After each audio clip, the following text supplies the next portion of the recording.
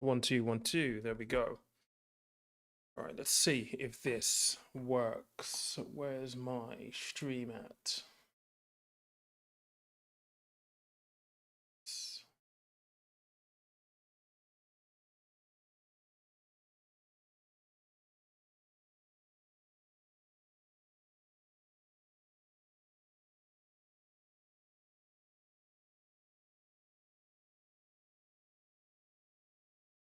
Ah, it works. Okay, this is great. Amazing. Okay, cool. So let's see who joins. Let's see how many people join. I've not done one of these in a while. Welcome, welcome, welcome, welcome. So I am using, if you've been following for a while, you know that I moved and changed some of my setup. So this is the first time streaming using the new setup that I use for the videos on the main channel, obviously. Um, it looks good, I must say. It looks really, really good, and it's clean out on my camera right now. So I'm actually very impressed. But anyway, I've not done one of these in a while, let alone in the evening. Typically, we've been doing these Sunday evenings at say 9 p.m. or something like that. And obviously, with the difference in time zone, that's challenging at this point in time. So it's 9 p.m. for me. It will be about 6 p.m. for you watching this, probably just in from work. So honestly, I don't know how this is going to work, whether it's going to be useful, whether people will tune in because of the time of the day. But I wanted to test out number one, the tech to see that it works, and also just to gauge what interest we might receive in the attendance and also in the chat as well. Let me just acknowledge a few people. So we got Brian here. How you doing, mate? Welcome. Sonny, thank you, mate. Honestly, I'm very, very surprised how clean this looks. It's top notch. And if it's going to offer this type of quality, then we might make these more of a regular type of theme. So with this, I probably got up until maybe like 10, an hour or so, an opportunity for you guys to ask questions. It might be a little bit less than that because my missus is right there. She's just gone. It's late here. It's dark already. And I'm trying to get into a better routine where I sleep a little bit more. That has not been the case for like, I want to say 10 years at least, where I go to bed at like 11, 12, get up at 5 in the morning. And I've just got to the point where that's not even sustainable anymore. So I'm trying to make sure I can get like 7, 8 hours worth of sleep a night, and I have been recently, and it's made me feel a whole lot better. So I want to maintain that. So we'll give this as much time as we possibly can. It's an opportunity to ask questions. If you do have them, pop them in the chat right there. Please do me a favor though, if you do get value from this video, click the like button. It only takes a second, but it just sends a signal to the YouTube algorithm that you've enjoyed the session and perhaps other people also need to see it as well. I will say over the past, we'll say 2 months. Has it been 2 months? Month and a half, maybe. As you've probably been aware, I've ratcheted up the amount of videos that I'm doing because I'm doubling down on the main channel a little bit right now, and that has been very, very rewarding. Not just in the amount of views, but also seeing the subscriber count increase quite significantly. I think over the past 45 or 60 days, we've seen probably about 7 to 8 thousand people join the channel, which I'm extremely thankful for. And many of you, if you're new to the channel, probably won't remember the live Q&As that we were doing through 2020, 2021, and parts of 2022 in the evenings on Sunday. I still remember those days fondly. I miss those sessions because we would just jump on and we'll just, just talk, have a conversation, have, dialogue, and I enjoyed it. And yeah, it's something that I've missed quite a bit. I'd love to bring that back into the channel, but honestly, I don't know whether I could make it work from a time zone point of view. When the clocks go back in the UK, we're going to be 4 hours ahead of the UK here in Dubai. So your 9 p.m. is going to be my 1 a.m. it's hard. It's really difficult to try and navigate, but we'll see. We'll see. If it's something that you guys want, then we might have to negotiate a favorable time on a weekend or something like that. Someone just saying here, Citadel, what do you invest in a global fund at the moment? Everyone is talking about a crash coming. Mind you, have been saying that for a while. Cheers, Pete. Look, I'm still in global funds, really. Nothing's really changed. I've not changed anything at all. So it's still in the same thing. I think Donald Trump last Friday, he kicked off, honestly, that guy. His tweet about China and increasing tariffs on China to, by 100% obviously wasn't helpful at all. The markets went AWOL. The crypto markets went even worse than the main markets. But my approach really hasn't changed. It's still just invested in global funds. It may crash, it may not. I think we'll probably do a correction, but we've been saying that now for a number of years, and nothing has really happened. Um, the markets keep moving to new record highs. Um, the question is, where does the money go if not into the markets? Because what's the alternative? I mean, we have seen gold recently. Gold is now, I was looking at this morning, it's at $4,200 a troy ounce. And if you look at the stats, I think it's almost doubled in value from a year ago. So there's a lot of money going into gold. But aside from gold, where else do you go?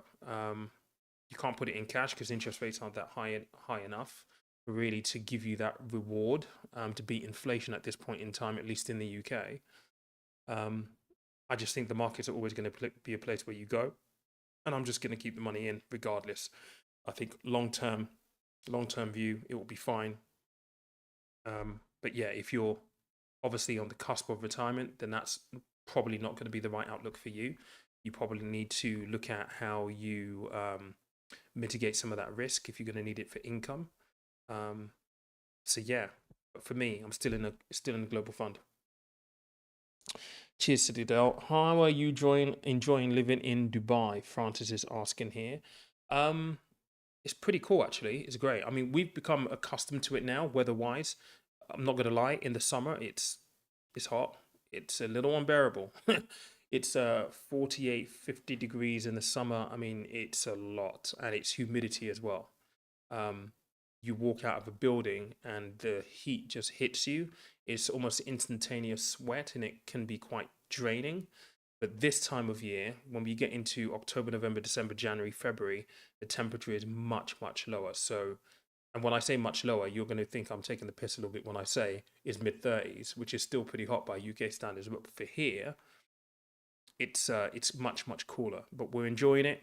It's taken some time to adapt and to adjust. I keep going back and forth between here and the UK for work. I was literally landed late last night from the UK to do a speaking event on Tuesday. I'm obviously stuck in a few meetings as well. That takes some adjusting because it's 14, 15 hours on a flight each trip.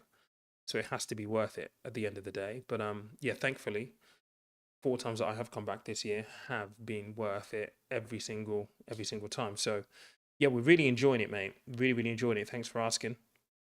Is it worth paying off a student loan quicker? All right, this is a good one. It really depends on the circumstance. I mean, I answer this in relation to what. So pay it off instead of doing what. If it's instead of doing something like, saving for a house deposit, for example, then I would say you work towards a house deposit because I think your student loan and the payments there, yes, you're probably on what 4 point something, depending on what tranche you're on in or what version of the student loan you have. But I think if it's in comparison to something like helping save for deposit for your first home, I would definitely say it's worthwhile just keeping the student loan payments alive, saving for the house deposit, and doing that and focusing on that. If it's the only debt that you have and it's really like bugging you and you can afford to pay it off, then by all means pay it off. But if you're working towards bigger goals, then I would say prioritize those bigger goals first.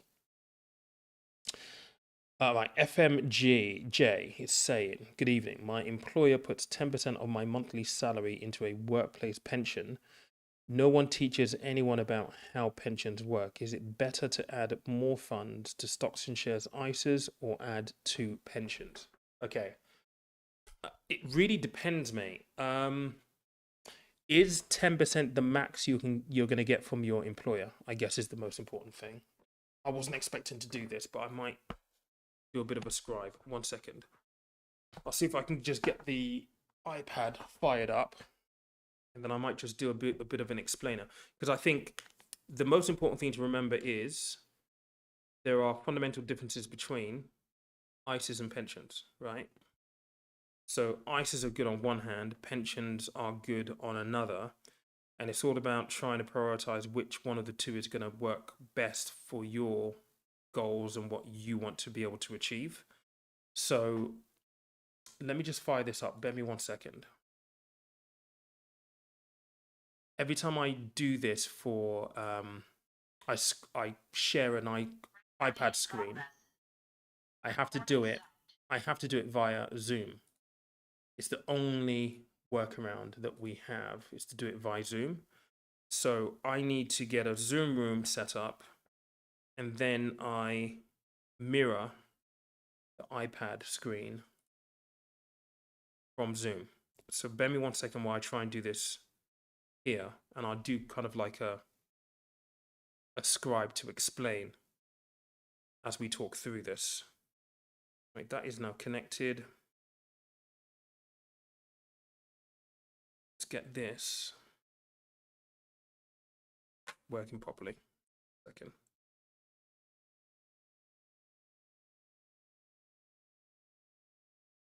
FMG, just as a question for you, you're saying here, okay, so 10% is the employer max. I can add as much as I want on top. Okay.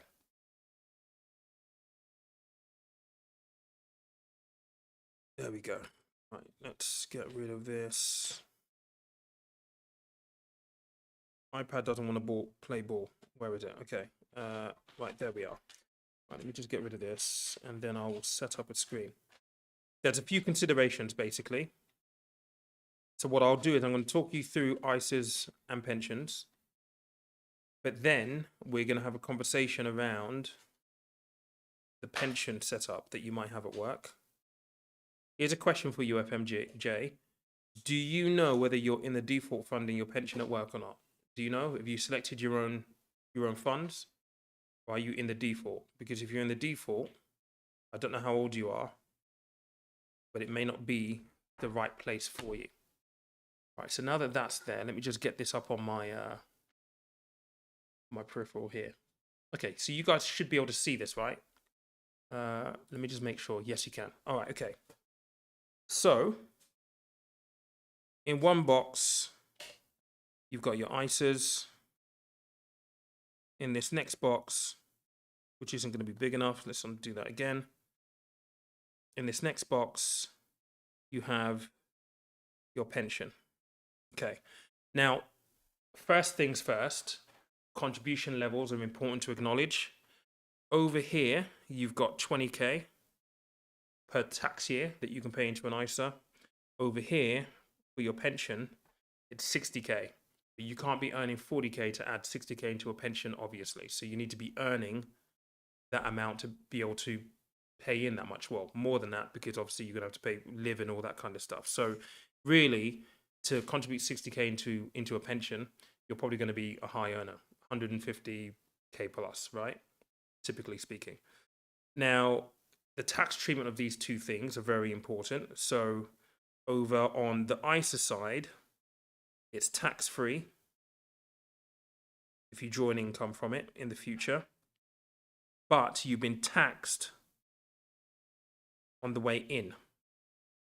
Okay, so you've paid tax on all the money that's gone into the ISA, but it grows completely tax-free, and it's free of income tax. Whereas over here, this is tax before it's you pay your contribution to your pension before tax, but it's subject to income tax when you look to take an income from that pension, right?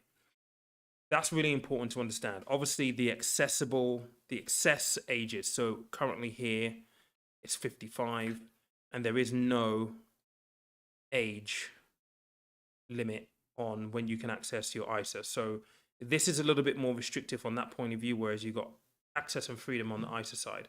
Now, a lot of people prefer to stay on this side of the fence purely because of this. It's a big factor.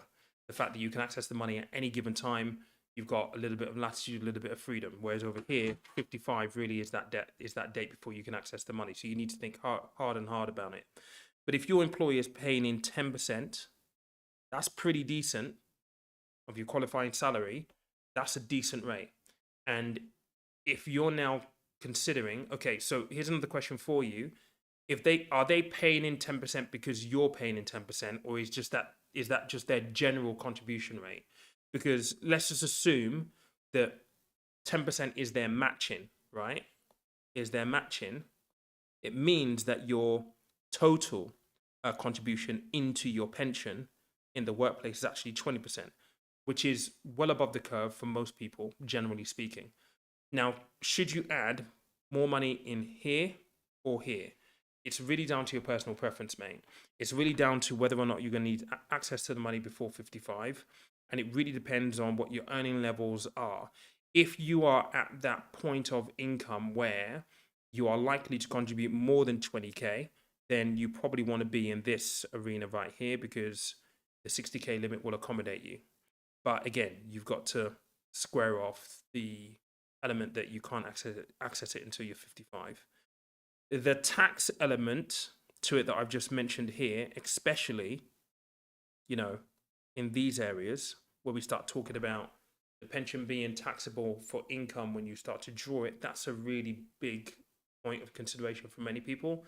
But I would say that that's a consideration that you make or start to think about a lot closer to retirement, because there are things that you can do to mitigate, right, how you take your income, or arrange how you take your income so you pay as little tax as possible. Ironically, that does depend on what you have in your ISAs as well. So it's really swings and roundabouts, mate, and what you think is going to be best for you. If you think you're going to need access to it, then you probably want to be here.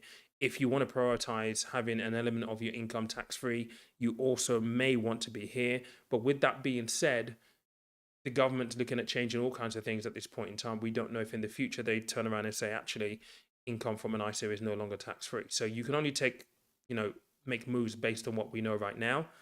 But this is kind of what we know. You just have to choose accordingly, basically. And I don't know enough about your personal situation to be able to give you like a proper detailed kind of like response in terms of what your options might be. But those are just a few things to think about, I suppose, in your decision making. All right. Let me just come back full screen here. See what else is in the chat.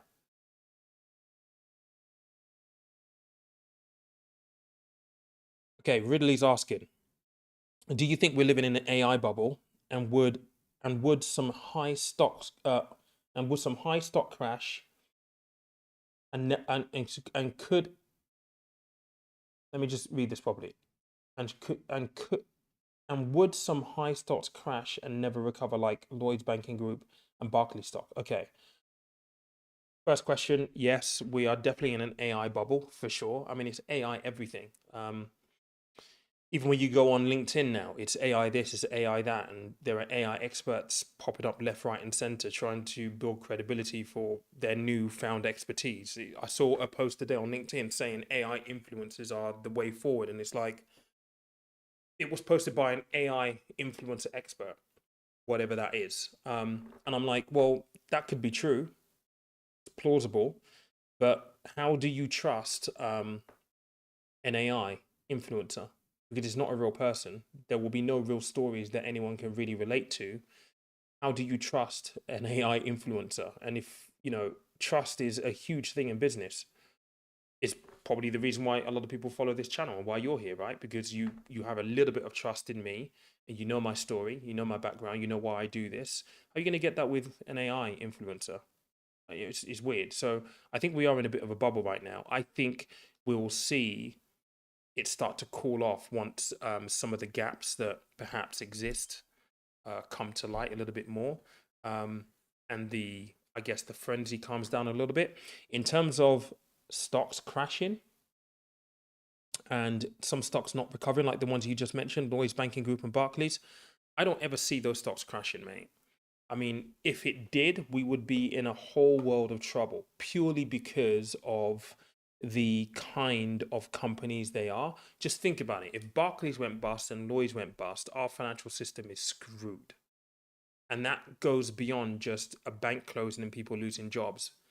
Like the nation, mortgages will disappear overnight. Um, those institutions, Lloyds, Barclays, are too big to fail. The government will not let them fail, even if they had to step in like they did in 2007, 2008. They would.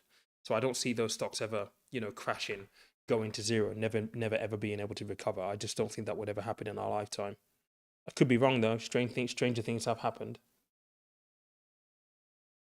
Let me just expand this. Okay, what else do we have here? What made you move to Dubai? Have you lived overseas before, Ali? Yes, I have actually. I've lived in the Canary Islands for 2 years, Tenerife specifically. I lived in Nigeria for 10 years. I've now moved here, so this is like my fourth country. Well, I lived in England, so that's my fourth country that I've lived in altogether.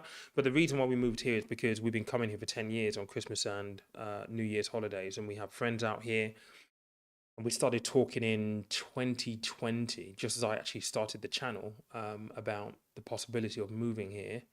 We should have moved in 23, but things fell through. And so everything just came together last year in 2024. And yeah, we've now been here for just over a year, which is very weird to say because um, time has just flown by, like really, really flown by. Didn't expect that it would go by so quickly. Yeah, it's been a work in progress. And to be honest, in 2020, when we started having those conversations, the channel had just started. I didn't know what the channel was going to do. I didn't know to what extent, if I was going to be successful, whether I'd it would be an absolute failure. I'm thankful that the channel has allowed me and given me the ability to be here. Um, but yeah, I mean, being here is a massive gift, really, to be honest, and one that we're enjoying right now. We're just trying to enjoy the experience and enjoy the journey.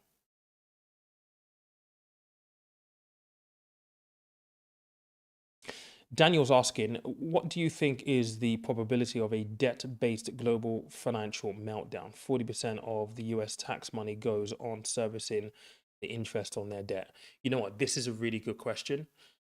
It's not just the States either, it's our country too. It's the reason why we are in the state where we are right now. It's because at the moment we have way more debt. I can't remember what the number is. It was a stupid number that we pay on interest payment to our debt. It's mind boggling stuff. It's in the billions.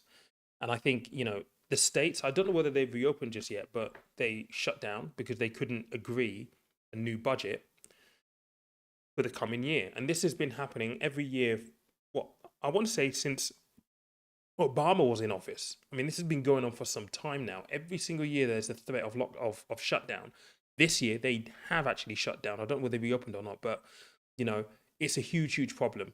Could there be a meltdown because of that kind of debt?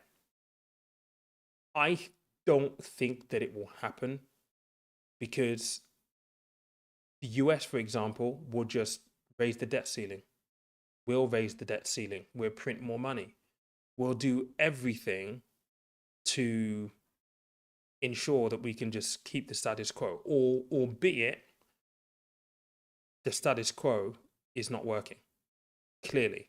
Because if you think about what's happening, or what is going to happen on November 26th when Rachel Reeves delivers her budget, the whole reason why she's going to be looking at increasing taxes in the way that she is to basically plug our hole, our deficit, in our hole in our public finances. And the crazy thing is, all the money that she's going to raise is going to be spent. We're not hearing about what they're going to do to save. And notably, it's not going to go towards paying down our debt. we're in a really, really crap state. The way I would put this is, in personal finance, you're earning, call it 10 grand a year, okay? But you owe something like £80,000 a year, right? And you get to a position where you need 10, £12,000. Let's call it £12,000, right? To live. That deficit of 2 grand is what you're constantly trying to plug, but you're still paying interest on the 80 grand that you owe. If that was in personal finances, you're done. Like, you're bankrupt, it's game over, shut up shop, go home. Like, that's it. You're starting from scratch again with all kinds of marks on your credit score. But because obviously this is a government that we're talking about here, the rules don't apply in the same way. So the answer that I want to give you is that there should be a meltdown, but there won't be, because they'll always find a way to prop it up in some way, shape, or form, which in itself is absolutely crazy. Just checking the chat. Bear me 1 second while I catch up with myself. Maybe just saying, miss lives with you. Hope we will do it again. Like I said, I will try to. Like, we've got a time difference here, so it's really, really hard. But I have missed, having an hour answering questions and doing, like, answers like I just did there for FMJ, and having those type of conversations. To be honest, I've been thinking about this a lot, because in 2020, 21, 22, when we were doing this, the whole reason why Channel 4 came knocking in 2022 to do the show was because of the live sessions that I was doing then. I didn't know at the time, and I don't know if I've actually shared this on the channel, but I didn't know at the time that someone in a production company working on a program for Channel 4 was attending the live sessions, and attended the live sessions, I think, for like 3 to 4 months. They told me in the end, and they just watched how I was answering questions, and that's how the whole TV thing came about, because of the live sessions, which is incredible.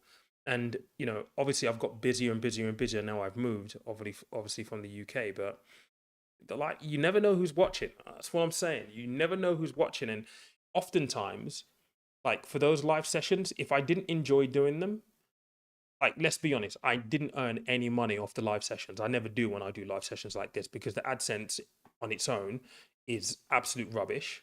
And even the views that you get on the AdSense. I mean, if I went back over my stats for 2020, 2020, 21, 2022, and I averaged out how much I would have earned per live stream, bearing in mind they would have lasted an hour, 2 hours on average, I probably would have earned something like £7, £8, something like that, from those live streams, if not less.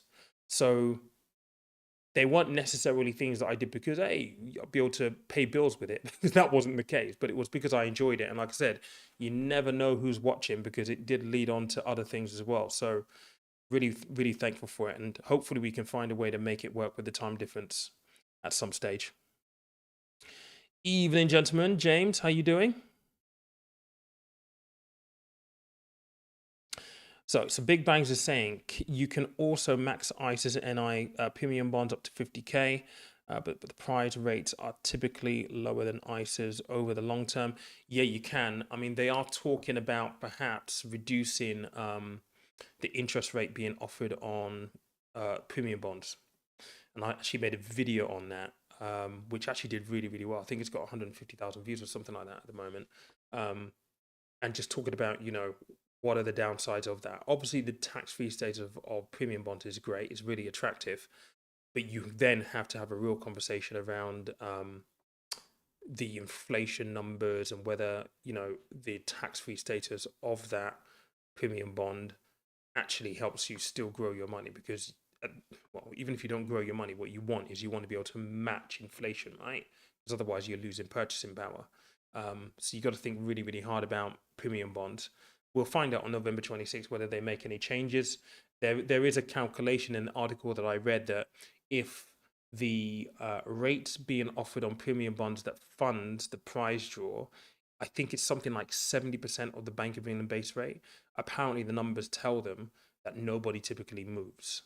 And I made the video just pointing that out, and just, asking people to consider Okay, so if they do reduce it to this amount, I think it was like to 2.8%, they were saying. It's currently 3.6 to 2.8%, that it would be worthwhile asking questions to find out whether it's worthwhile or not.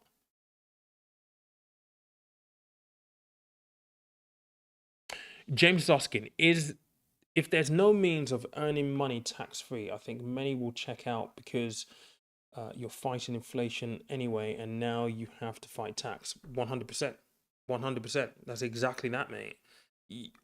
Look, this is important actually. Let me see if I can just do another scribe on this because this is really, really, really important. Let's get this clear, and I'll click onto the other screen in a second. Where am I? Let's go back over here. This is really important, all right? So if you think about the fact that, I'm just going to put a line here, all right? Let's just say this is £1,000 of money right here, okay? The main thing that you're really looking to try and get ahead of is, let me put this in red actually, so we can really see this clearly, is inflation. Inflation is at 4%. In order for your £1,000 to stay still, so what is inflation? Inflation is the increase of costs into the cost of goods and services around you. So your weekly shop, energy, that kind of stuff, those are things that you buy. It's the increase in the cost of those things. So if they're saying, and by the way, there are lots and lots of debates around whether or not this 4% figure is accurate. The truth is, you'll have your own personal inflation rate, okay? But the way the Bank of England measure it is with a basket of goods, and they measure how much the price of those goods increase, and that's how they come by this number here. Let's just say it's 4% for argument's sake, okay? Now, in order for your £1,000 to be able to buy the same things as it can today, in say, well, actually, let's do this the other way around, so this is visually accurate, okay? If you think about having your £1,000 being able to buy the same amount today in, say, 5 years from now, okay? So you've got that transition there, you have to beat 4%. So in order for your money to grow, okay, you're ideally going to be looking at having this grow by 6% per year, because by the time you minus off 4%, you're net 2% in the positive, okay? At the very, very least, if you perform at 4%, at least you can buy the same things if you grow by 4%. That's the bare minimum that you want. But if you think about the reasons why you save and why you invest, it's to do this. It's to get a net positive in the money that you deposit in an account. It's simple maths, really. Because otherwise, yeah, you've got £1,000, but really, you would have eroded your money. Let's just say you only managed to get, 3%. Your money is eroding at 1% per year, or for as long as you have it in that account. You really need to think about that, because for many people, you may be feeling like, for you personally, inflation is at 7%, which means that technically speaking, you need to make sure that your money is actually growing at a higher level than that, which is really, really difficult. And it's all about the choices that you make around where you place money and what you do with money, whether it's worthwhile investing or not. I mean, investing is the only way that you're going to get anywhere close to this number for sure, because you're not going to find that in a high street savings account, not even in a fixed rate. I don't think you'll find 7%. I know that you can get 4.5% on uninvested funds now with XTB and all this kind of stuff, but there's still an investment element to that anyway for part of your money. So I think that's a really important conversation to have, and something to think about quite a lot. Let's go full screen again. And let's see. Hey, Fat, serious question about your long-term immigration view. The EU does not give immigrants any citizenship except in extremely rare cases. What happens in X years? Do you come back to the UK or elsewhere? Good question. Not really too sure just yet. I haven't really decided for the time being. We're just going to see how it pans out. We'd like to buy property out here at some point. That might be something we do in the next year or two. We're not really too sure right now. But we still got a house back home in the UK. And if we have to come back to the UK, we can come back to the UK. It might be a year from now, 2 years from now, I don't know, 10 years from now. Not really too sure at this point in time. But yeah, it's for me, it's all about trying to enjoy the lifestyle and the experience here. Um, Trying to basically take a bit of a different view on life. Like back home in the UK, you wake up at 7 o'clock in the morning and it's dark and it's raining and it's dreary. I mean, the biggest difference for me has been the fact that when you wake up in the morning, I feel better. I feel more motivated. I just feel like mood is different. I think that has been one of the most eye-opening things here. Um, this is a great place to do well from a business point of view. There are lots of opportunities here, opportunities that I'm looking to exploit, and I've already got a few things. Well, I went full screen here. A few things in the irons right now, so we'll see what happens at the end of the day. I'm not really too sure. I think the visa situation is the most important thing. If you're employed, then obviously your employer out here will facilitate your residence visa. That means you're kind of encumbered to your employer a little bit. Whereas I have my business here. It's 2 years at a time, but you renew every single year. So as long as you're able to keep your business afloat, financially, you should be able to keep that going. But there are other avenues that you can exploit around golden visas, which are connected to property or connected to specific fields of work. There's a lot of people talking about, creators can get, 10-year golden visas out here. Like, and I had a few friends of mine ask me about this, and it's like, I don't know too much of the detail, but they're not going to be handing this out willy-nilly to anybody and everybody. I mean, you've got to be a Mr. Beast, I think, in order to get the creator golden visa out here. You've got to be pretty big and doing pretty big things as well, because one thing about Dubai and the UAE is they are looking to attract the best talent in whatever people do. So if you're not at the Mr. Beast, really kind of like high level creator echelon, then those type of things probably won't apply. But I don't know. We'll see. We'll see.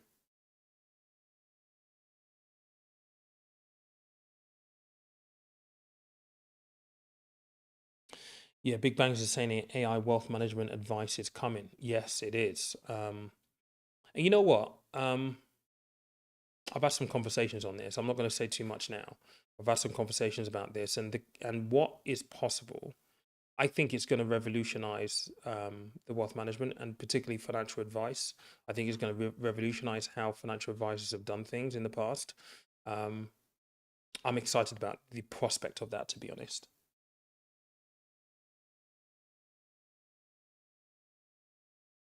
Just scanning the comments. 1 second, guys.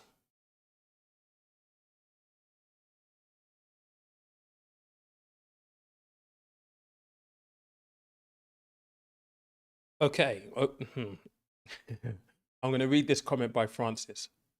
The Labour government are saying they have to increase taxes. What do they think what do I think they will do? Okay, look. I've been saying this since day one. I'm gonna try and be kind on this, okay? They're idiots. They, in their manifesto to get into office, said they won't increase income tax, national insurance contributions, and VAT. And I think someone said to me that they're now lumping in corporation tax in that equation. Like, how stupid must you be? How gullible must you be? Like, we know, and I've shared this on the channel a number of times, right? If you look at how the government generates money through the tax take, the largest proportion, so it's about 52-54%, comes from income tax, national insurance contributions, and VAT.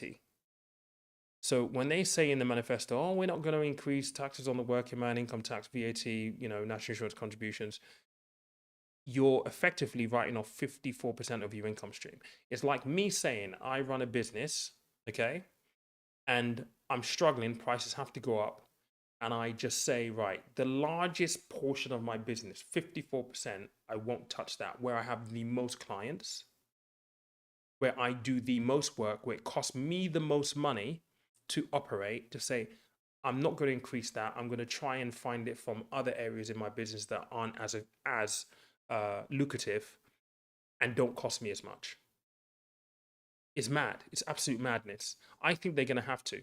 I think, and I could be wrong here, but I think she'll probably have to increase income tax. It's already been recommended to her to increase by 2% on the pound.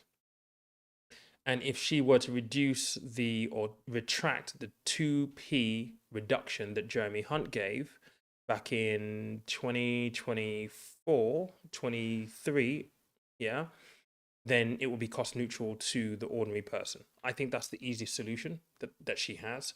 Whether she'll do it or not, I don't know. Maybe she will, maybe she won't.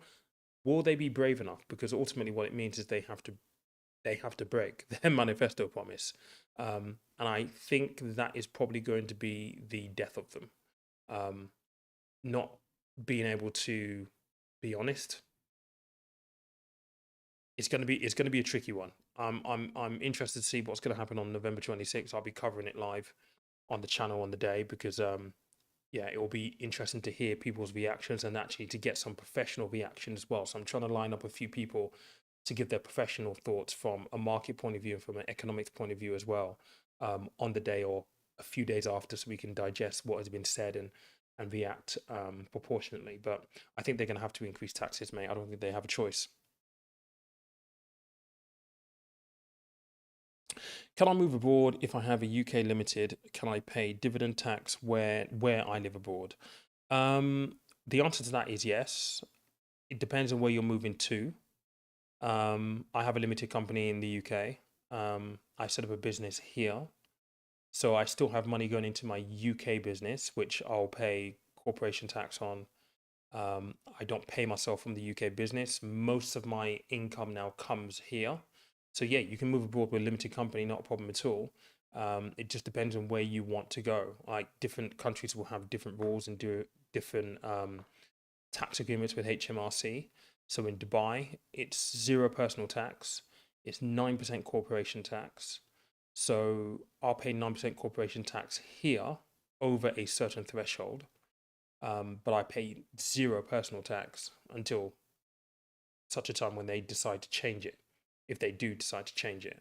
But yeah, you can move with a limited company, it just depends on where. If you want to move to Dubai, then reach out to me on Instagram. I can talk you through how that process actually works. But yeah, you can move.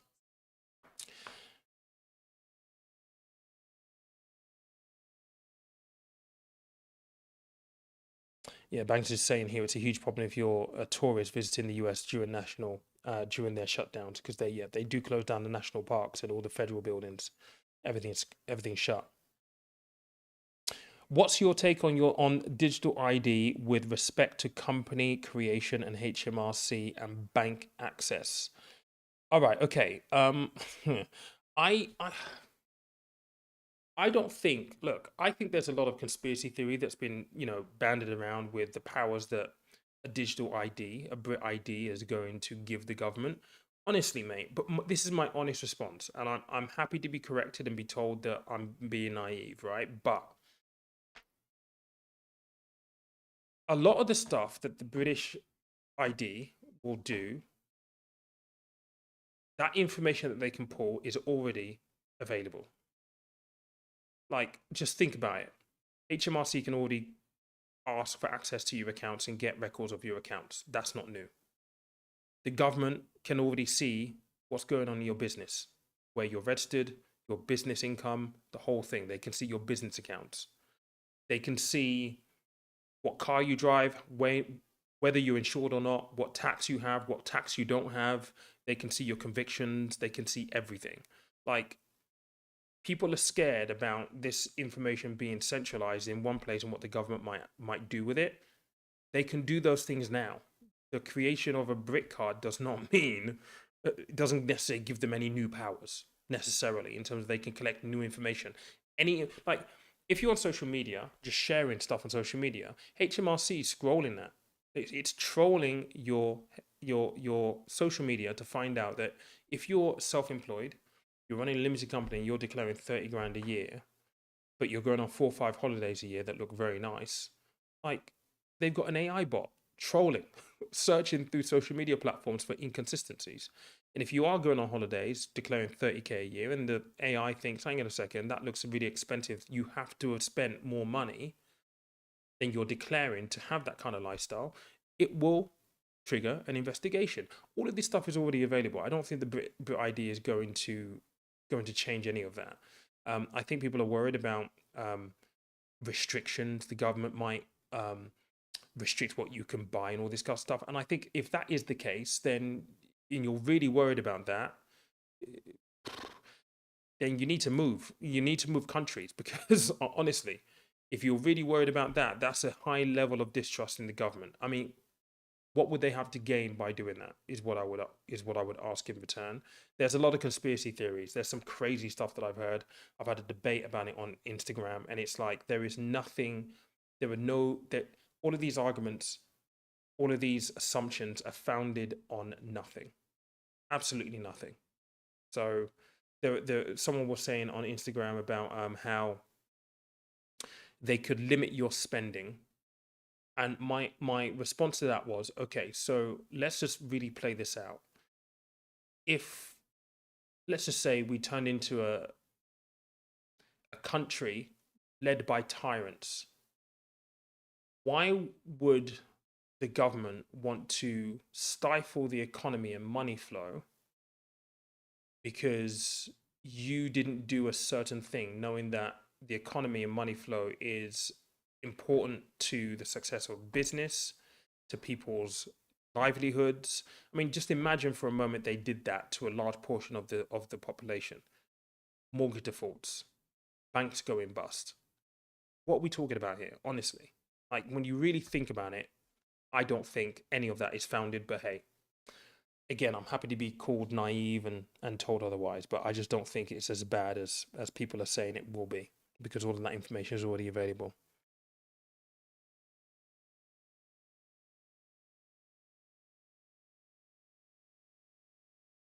Okay, that's where I was.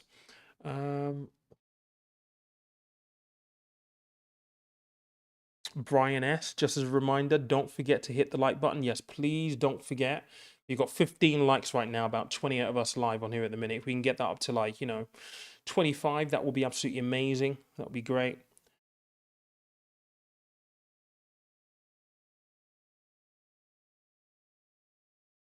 Like Dylan's asking here, I don't mind a UK if you're self-employed with 8% dividends tax. You can make 50K relatively tax efficiently. Yes, that is very, very true. I mean, that's one of the benefits of running your own business, right? In the fact that you have the ability to take dividends and salary. But, with the decimation of the dividend allowance now, and potentially she might have a look at raising dividends, the tax that you pay on dividends. I don't know. It feels like some of those advantages are just being eroded because of the state of the economy and the state of the country at the moment.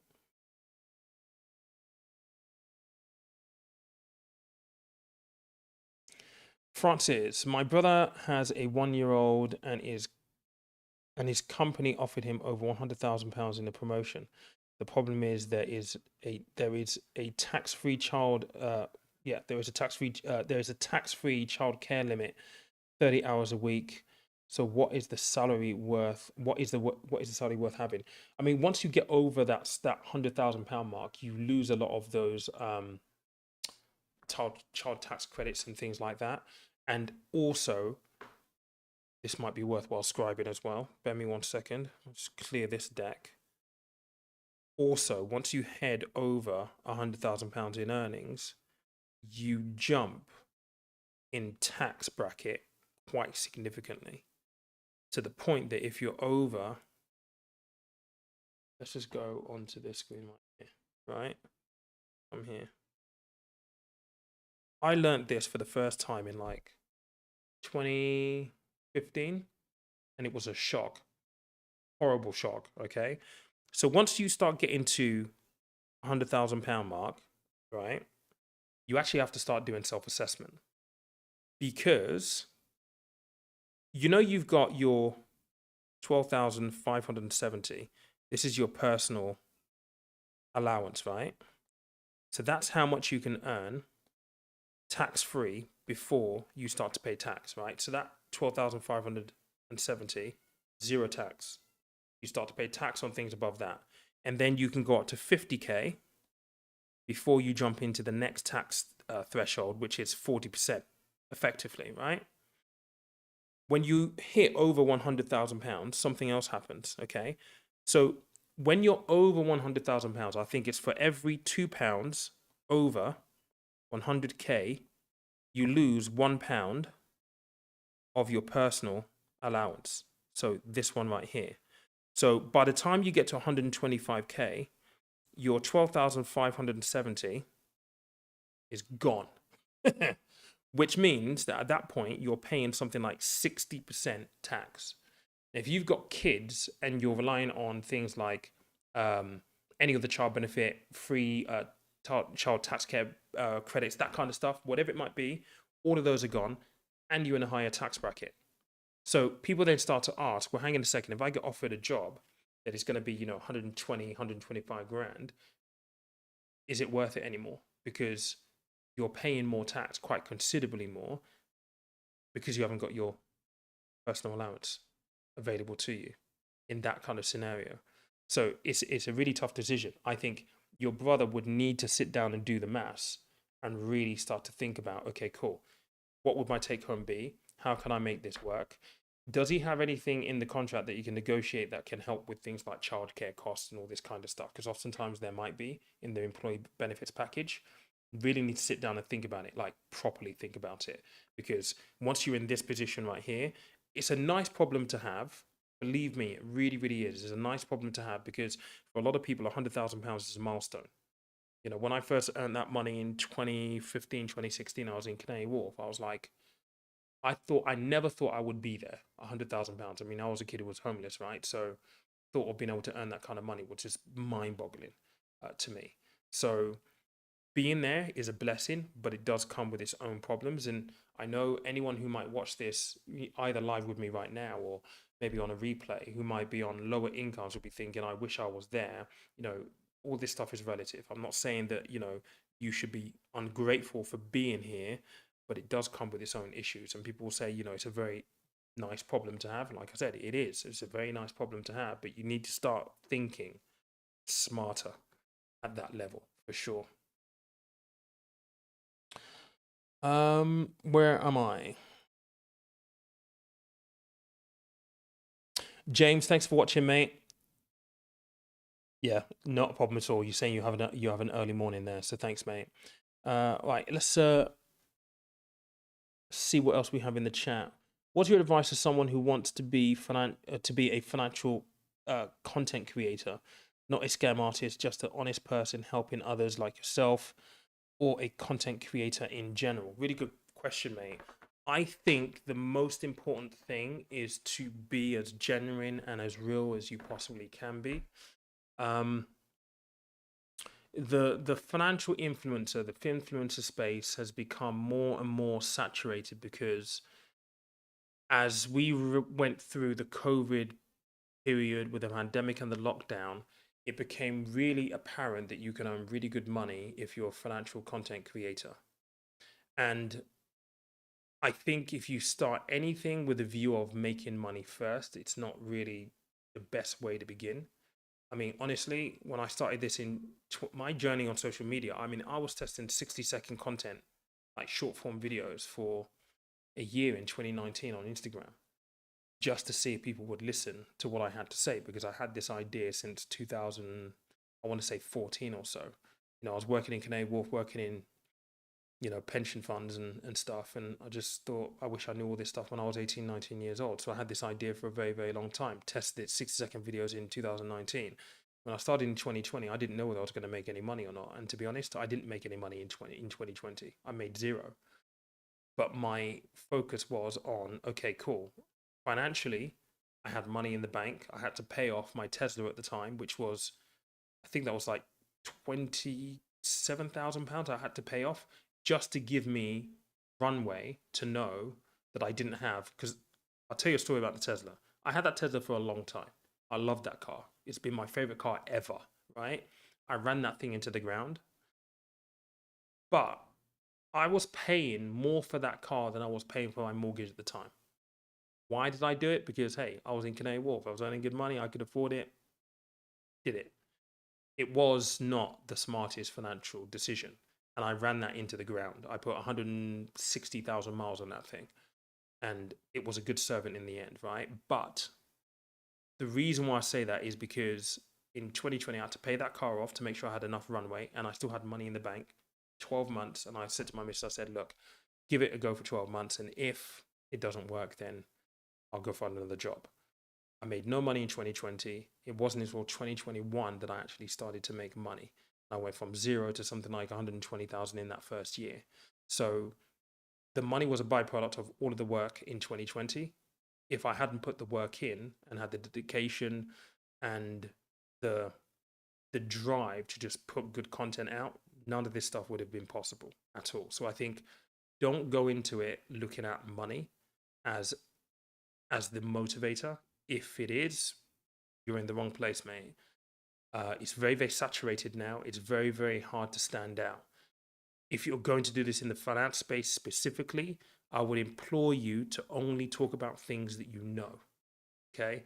There are lots of people who will talk about, and I listen, I know a number of them that will talk about how to buy a property, how to save for a deposit. They've not saved for a deposit. They're not on the property ladder. So how can you glean anything from them if they've not done it themselves? Um, if you're going to talk about investments, you've got to be very, very careful. You need to know what you're talking about. It's very, very nuanced. There's a lot of accountants talking about investing here. I mean, I used to be a financial advisor. I would not talk about tax like an accountant would. I would ask you to go find an accountant to talk about tax things. But for some reason on here, accountants talk about investing, having never worked with an investment. So talk about something that you're passionate about, something that you know about. That's the most important thing. That's how you're able to demonstrate like that you're genuine and that you know what you're talking about. So for example, all of these scribes that I've been doing this evening, I can do this all day long. Because over 15 years in my career, I've worked in retail banking, which has helped me understand credit cards, overdrafts, current accounts, all those things. I've worked in corporate banking, which has allowed me to understand how, to fund things through your business and how dividends and all this kind of stuff works. I've been in wealth management, which allows me to understand how pensions, investments, and all this type of stuff work. And I've advised on all of those things. So I can do this all day long. Try and pick something that you know you're passionate about and just don't lead with money and don't lead with the idea of making money. Build audience, build trust. That's what's going to make you stick. The only reason why brands will pay me a lot of money to do collaborations, and I don't do a lot of them per year, like I'm not a typical channel that has sponsors every single week. If you've been following me for some time, I probably work with maybe 2 or 3 providers a year. That's intentional because I don't want to be too spammy with the with sponsors to alienate people and feel like I'm only doing this to make money. Money is important, don't get me wrong, yes, but I'm also very selective with working with particular brands, and those brands will pay me a lot of money because of my track record in the industry and because they know that I've been around for some time in the industry and I look at things from their side of the wall when it comes to compliance and how to engage with people. Those things are really, really important. So that would be my advice, mate. Just try and be as genuine as you possibly can. All right, let me see where I am.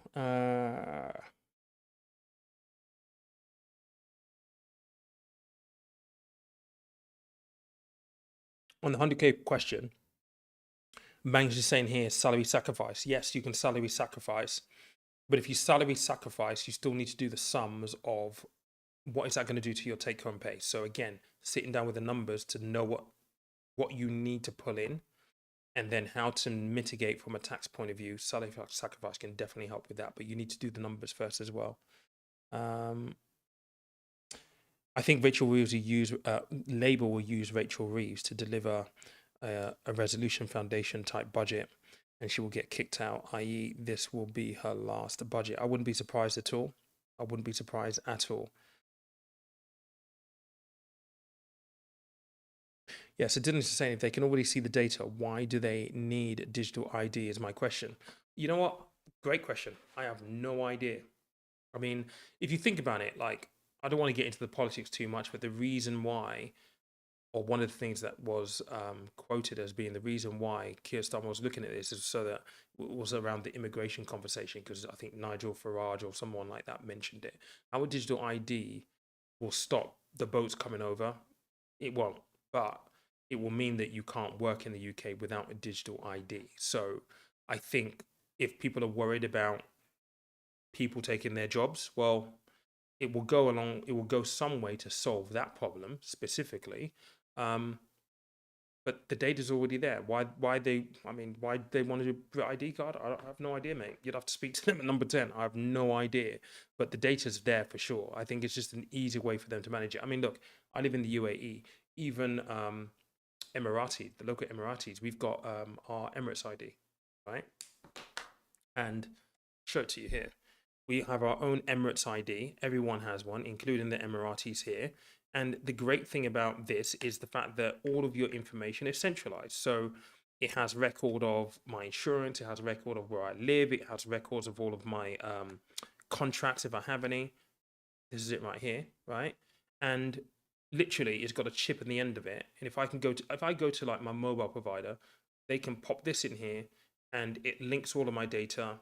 So it's all secure, it is all safe. It's hard for you to be cloned in terms of your ID with this thing. And yeah, you do your fingerprint and it authenticates that it's you. No one uses it for nefarious reasons out here. I mean, don't get me wrong, people want to get hold of your Emirates ID details, but you just don't share it. You never share your details like you never would share your PIN numbers. And out here, it works really, really smoothly and really, really well. I think if people get away from the paranoia and think about the actual practicalities of it, it will make a lot of like the identification of yourself a whole lot easier in terms of just syncing up all of your accounts. It will make all of that easier. Do I feel like I'm a prisoner or trapped by the UAE government? No. I mean, look, if people are so worried about the UK going down that route, are you in the right country? That's the question I'm going to ask you, mate, because there is still quite a derogatory view of the UAE, and because the UAE is an Islamic country, they think that we're living in just draconian times. Like, I'm a guest here, right? I like the country, I like the people, the locals are extremely friendly. That stuff is so efficient, it's unbelievable. Like, and they're not using that to victimize anyone in any way, shape, or form. I mean, if you break the law, you're in trouble because, hey, everything's connected to your Emirates ID. So, but if you're not a dickhead and you don't break the law, you'll be completely fine. But for people who are breaking the law, well, the laws will be easier to enforce if everything's tagged into one thing. So there are pros and cons to everything. It really depends on what angle you come at this at, whether you believe or buy into the conspiracies, or you just think, look, you have some faith in your government. That's what I would say. At least we're supposed to live in a democracy, right? So at least have some faith that the democracy at that level would actually work. And if it doesn't, then it becomes a problem. But why would the UK turn tail? Why would the government use it to oppress its citizens like most people are saying? Like, I just don't see it personally, but there we go.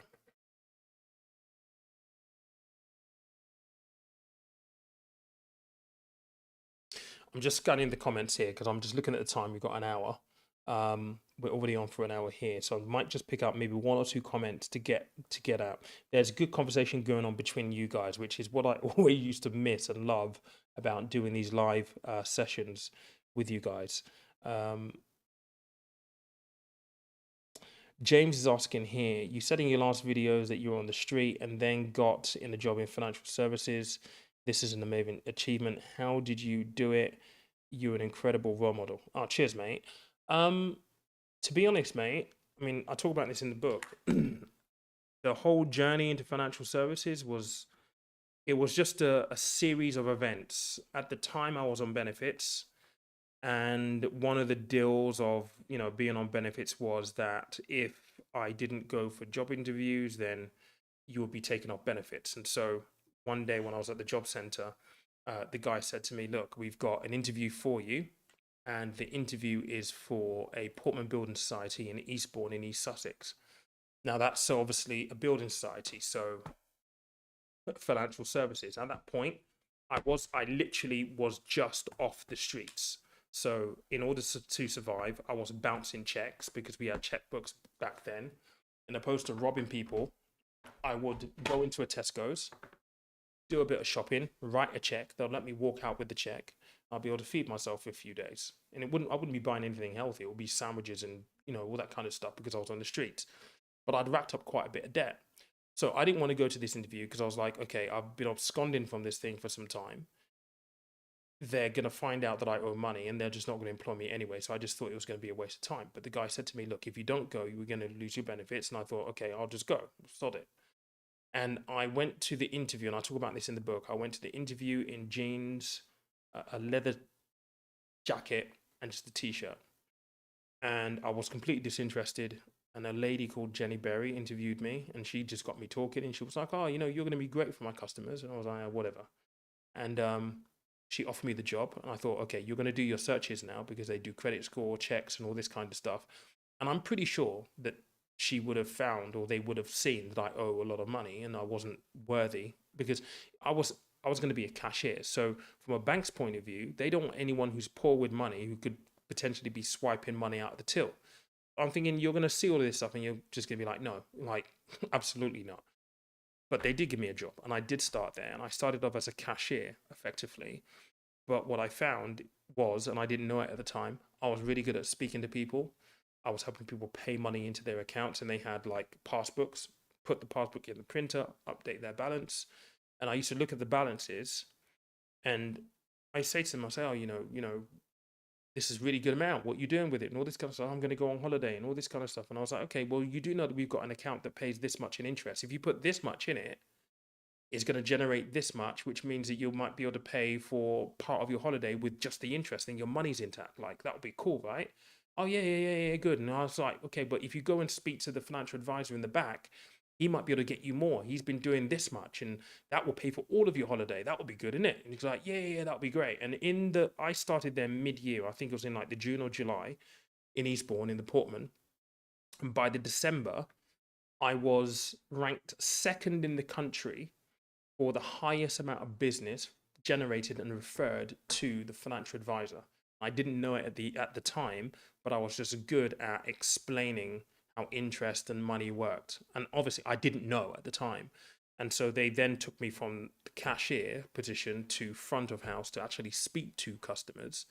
And to be honest, if I look back now and think about what I do on YouTube, I do exactly what I was doing on the till as a cashier, just explaining money and how finances work. And the rest of it is really history. I went through a couple of companies. I went to Nationwide after that because Portman got amalgamated into Nationwide. Then I went to Royal Bank of Scotland. I spent most of my time at Royal Bank of Scotland. Um, that's where I also went into corporate banking because one of their companies under the group was Lombard. So I went to work for Lombard for a bit. And then at Lombard, I had a company car and everything. I was like doing really, really good. And I just had the idea, like, sod it. I'm going to move from Hastings to London because I want to work in Canary Wharf. Because I always had this idea in my head. I used to do music back in the day. And my mate used to live at Canada Water. So I was living in East Sussex at the time. I would go up to the studios on the weekend. And over the weekend, staying at Canada Water, I'd look into Canary Wharf. And we'd walk around Canary Wharf on a Saturday and be like, "Wow, this is amazing." I'm like, this is nuts. Like, and back in the day, you had The Apprentice that would fly over with the pointy building. I just thought this would be amazing to work here one day, and I'm in financial services, so I've got at least I'm in the industry to work here, and I quit my job in I think it was the January or so of 2012 to move back to London, thinking I'll get a job in Canary Wharf easy. I didn't realize because I hadn't gone to uni, Canary Wharf is very, very particular about having a degree. And because I didn't have a degree, my CV was just being thrown thrown away. No one would look at it because I didn't have a university degree. And I remember I was doing odd jobs here and there. I was literally living off my overdraft. And then I got a call from a recruiter, a guy called Jason Weber. He goes, "Oh, there's a job not far from you because you used to put your address on your CV back then. It's in Canary Wharf, and I think this company will be great for you." And yeah, I went for the interview. I went through 4 rounds of interviews with that company, and they put you through the ringer. But got the job. I got the job as a telephone boy. And then in 5 years, I ended up on the executive team of that company. I left there to be a financial advisor, and then from that, I'm here on YouTube. So, you know, it's been a long journey, but a great one, and I'm thankful for it. And this is what I'm saying, that if again, to Faz, who was talking about being a content creator, I think one of the reasons why I've been successful and I have a little bit of trust on both sides of the equation, so for people who watch me and for the companies that I work with, is because they see, like, even on LinkedIn, you can see my work history. You can see that I've been in the industry for some time, and I think that's important. And I'm always very, very open around, the fact that, in my book, I've made a lot of financial mistakes. This is all the stuff that I talk about now are things that I wish that I knew when I was 18, 19. The reason why I'm doing the whole thing. So I think being genuine and having that that personal story goes a long way to building trust with people as well. So yeah. All right, let me just take one more.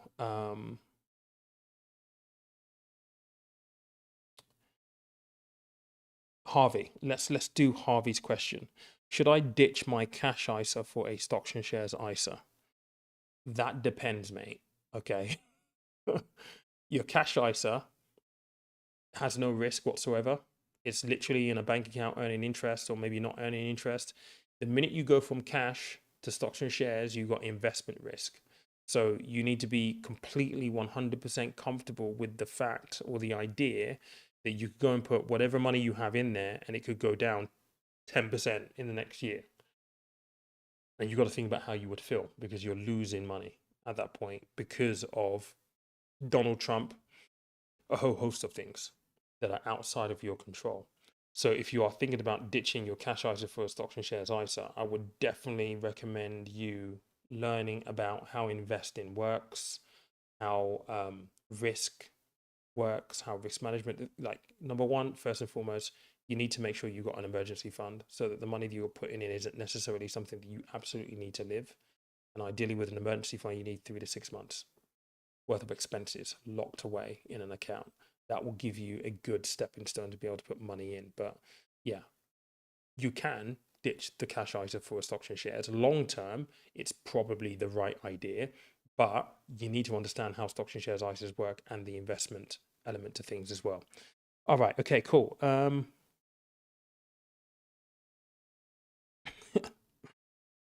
Dude. Look, all right. Let me just mention this. DB Cooper is saying anyone defending digital ID is an enemy. This is not a card with a picture on it. Also saying, obviously, we can improve our own circumstances to an extent, and you give positive messages. However, let's see what the however is. Don't come back with, oh, but the government this and oh, the government that. I don't buy it. Like, honestly, mate, it's okay to disagree. So you calling me an enemy for defending a Brit ID? I was asked a question. I shared my thoughts. It's okay that we don't think the same. But if you're going to come back with, however, the government is doing this and the government is against us on this and the government is holding you down, I don't want to hear it. This isn't the channel for you. If that's your mindset, go find somewhere else. I do not like this idea that people constantly whine and moan about the government is making things so difficult for me. I can't do this, I can't do that. No. Like, external factors do exist that make things difficult, but you have the control over whether or not you allow it to hold you down or not. I've been homeless, mate. All right, sleeping on the streets. I don't have a university education, but I ended up in Canary Wharf somehow through hard work, dedication, and just not taking no for an answer. That's a mindset thing.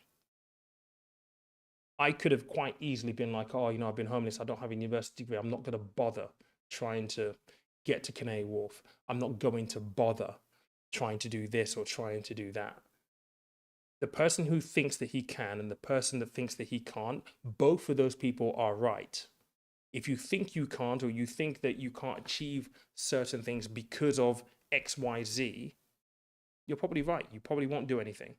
But if you think you can, you're probably also right, because if you put your mind to it, you can do amazing things. You can do amazing things when you put your mind to it.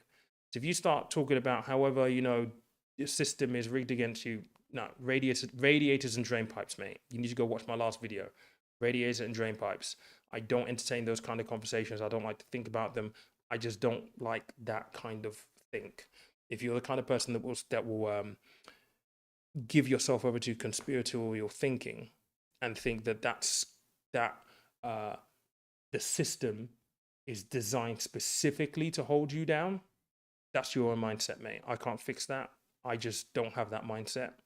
And it's okay to have different mindsets, but me and you, mate, we operate in a completely different world altogether.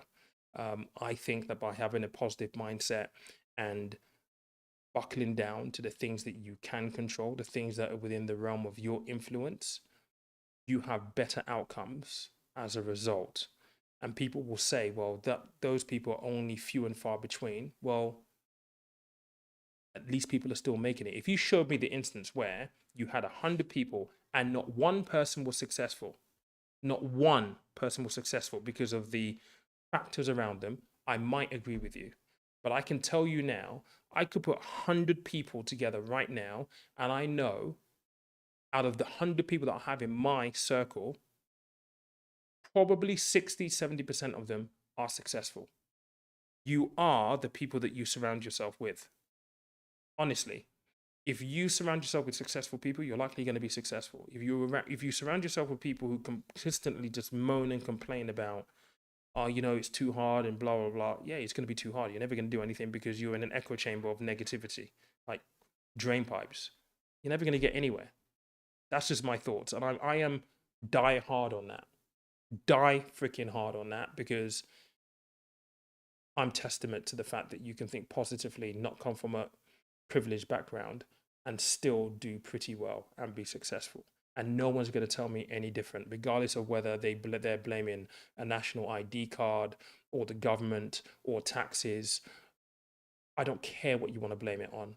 I don't subscribe to it. I just don't. And I would encourage anyone watching this, if you stay to the end and you are currently here on the live stream, but particularly if you're watching this on replay, if you think like that, game over.